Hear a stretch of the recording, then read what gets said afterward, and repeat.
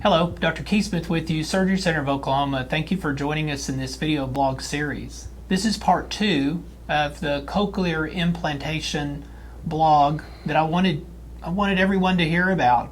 So much so that I did a blog that introduced this 2-part blog series.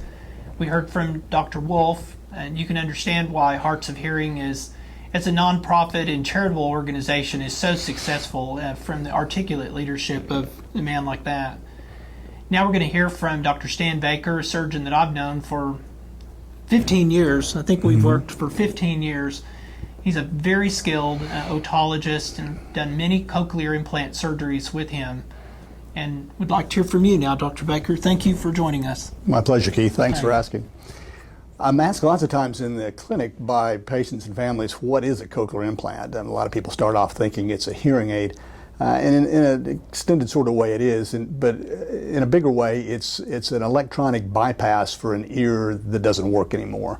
The damage that causes most cases of hearing loss from children to the elderly leaves the hearing nerve intact and working fine, but lacking a sufficient auditory signal that the ear is not able to make anymore. So a cochlear implant simply bypasses the ear, uses the cochlea as a convenient location to put an electronic device that is then perceived, the output from which is perceived by the hearing nerve as a normal ear, a relatively normal ear.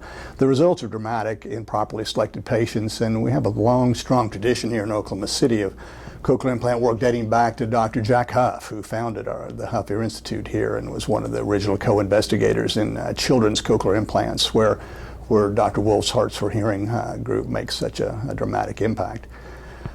We've had worldwide, we've seen over the numbers now for cochlear implants, up to 400,000 have been done. It's become a standard of care. But there's an uptick in recent months to years, maybe because of insurance issues where more patients are having difficulty getting access to cochlear implant technology. And we've been fortunate here at the Surgery Center to be able to solve that problem by getting the price down to an amazingly low level, at least for historical basis. We did a child paid for by a benevolent organization earlier this year, then it was under $32,000 for the surgeon, the facility, the anesthesiologist, and the device, which is usually the big price. So that's exciting to be able to do that. So, are you saying that 2 or 3 cochlear implants could be done at the for-profit Surgery Center of Oklahoma that could be done at a not-for-profit hospital?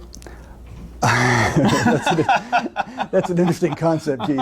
I don't have any misgivings about hospitals. They exist in kind of a different world economically and financially. I don't understand it, but I'm glad some people do. It can be confusing. It can be frustrating for patients sometimes to be put off, and maybe that's the reason some people are put off, because of the stories they hear about relatively high prices. But it's a crucial technology. We're excited to be able to offer it to people who need it, and we're very dependent on Dr. Wolf and his group at Hearts for Hearing for helping us with clinical decision making about who is an appropriate cochlear implant patient and who would benefit from other approaches. So it's a nice coming together of clinical resources and technology and surgery facilities that we have here. I'm very pleased with it. Appreciate your part.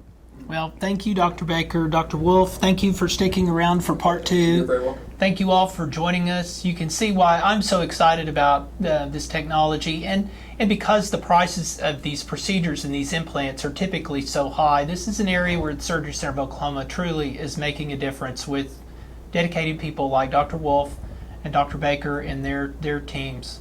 Thanks again for joining us. We will see you next time.